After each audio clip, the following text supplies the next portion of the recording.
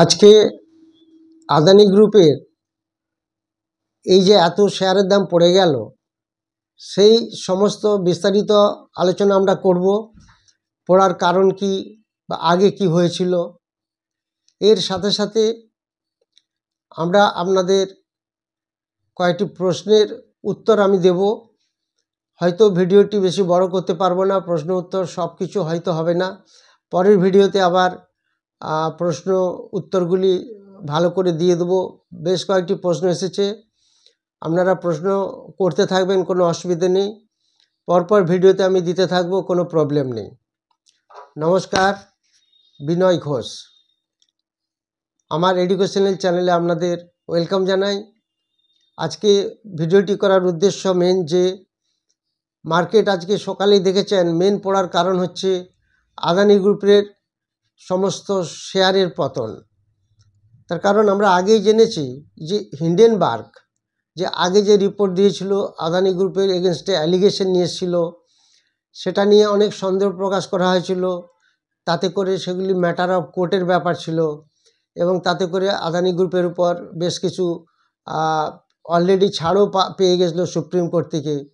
কিন্তু American government আবার নতুন করে, বা আমেরিকাতে যে হিন্ডেনবার্গ, তারা আবার নতুন করে কিছু অ্যালিগেশন নিয়ে আসছে এবং সেগুলি আন্ডার রিসার্চ বলে এক খবরে বেরিয়েছে। যার ফলে আজকে আদানি গ্রুপের শেয়ারের দাম মোস্টলি সব 20% প্রায় পড়ে গেল। এবং কোনটা কত পার্সেন্ট পড়েছে সেগুলি আমি আপনাদের বলে দেবো। এ পড়ার কারণ একটাই, যে আদানি গ্রুপের বিরুদ্ধে যে বিভিন্ন অভিযোগ এবং তদন্ত চলছে সেগুলি খবরে প্রকাশিত হয়েছে, তার একটা এফেক্ট আজকে আদানি গ্রুপের সকালেই একটা বিশাল ধাক্কা খেলো আদানি গ্রুপের শেয়ার। এই আমেরিকাতে যে নিউ ইয়র্কে যে কোর্টের আন্ডারে এই সমস্ত কেসগুলি চলছে, বা ইন্ডিয়াতেও সুপ্রিম কোর্টের যে আন্ডারে চলছে, সেগুলি ম্যাটার অফ কোর্ট। এটার মধ্যে কোনো আমাদের কোনো ফাংশন নেই। আমরা ইনভেস্টারদের সাইড থেকে আমরা দেখব, যেখানে আমরা সেফ সাইডে থাকবো সেখানে ইনভেস্ট করব। তো আমেরিকা থেকে $265 মিলিয়ন একটা ব্রাইবারি ফ্রড কেস চালু হচ্ছে।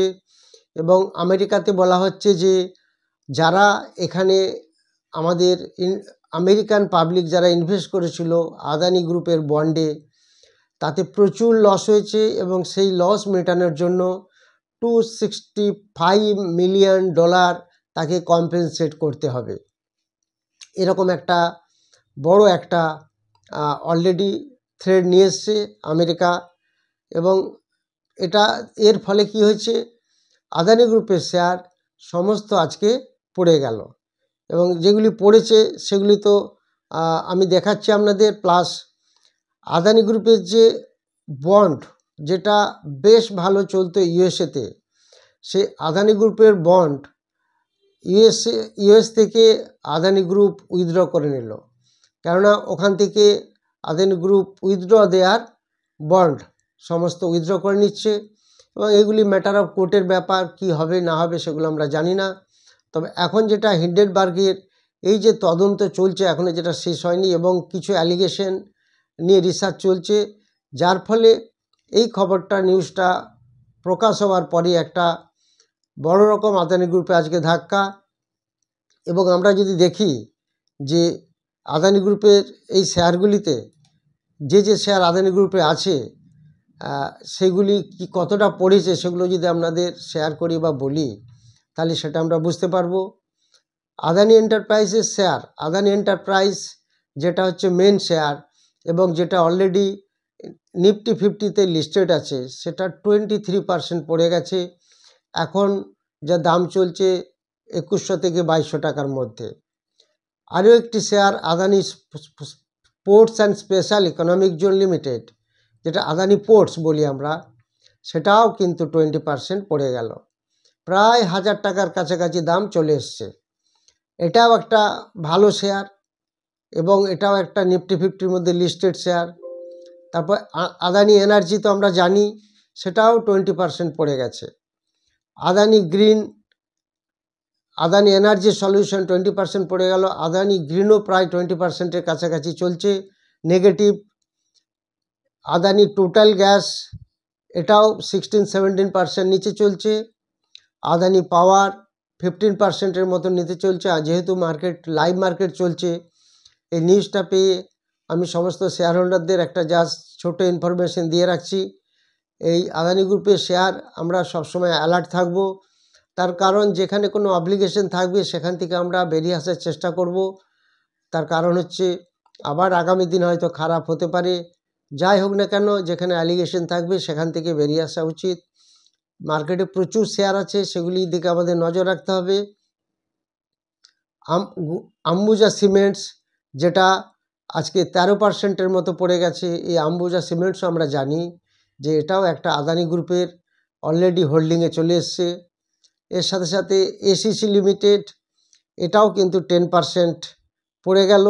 অর্থাৎ আমরা যেটা দেখতে পাচ্ছি যে আদানি গ্রুপের প্রত্যেকটি শেয়ার 10-20% ডাউন হয়ে গেছে।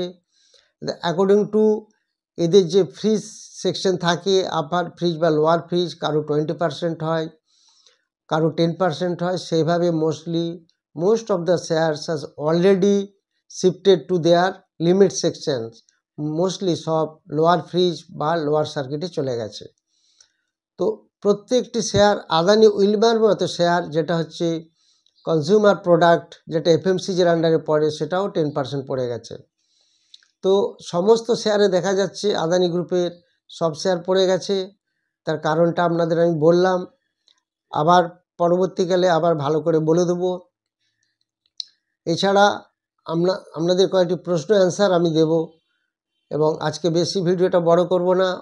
পরের বার আমি অন্তত বেশ কয়েকটি প্রশ্ন আপনাদের এসেছে, আপনারা অলরেডি প্রশ্ন দিতে থাকবেন ইউটিউবের কমেন্ট সেকশনে, আমি সেগুলি ঠিক টাইম মতো অ্যান্সার দিয়ে দেবো।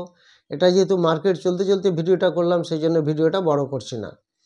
যারা ক্লাস করতে চান, অফলাইন ব্যাচ 12 জানুয়ারি ক্লাস হবে।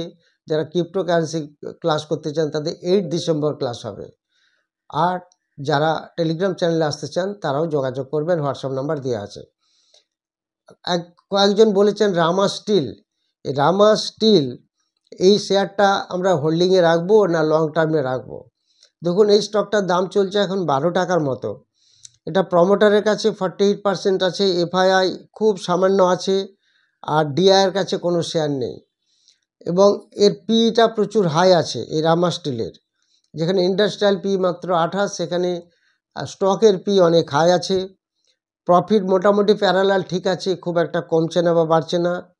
এফআইআই সামান্য পরিমাণ স্টেক একটু বাড়িয়েছে। তো প্রমোটার কিন্তু 56% থেকে 47%-এ চলে এসছে। এটা হচ্ছে রামা স্টিল।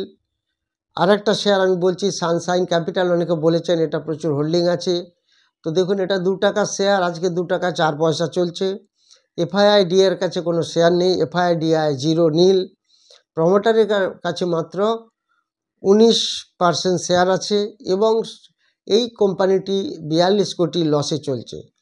তা সব মিলে আমরা দেখতে পাচ্ছি, এবং নট অনলি দ্যাট, এই কোম্পানিটি কোনোভাবেই লস মেকআপ করতে পারছে না সানশাইন ক্যাপিটাল।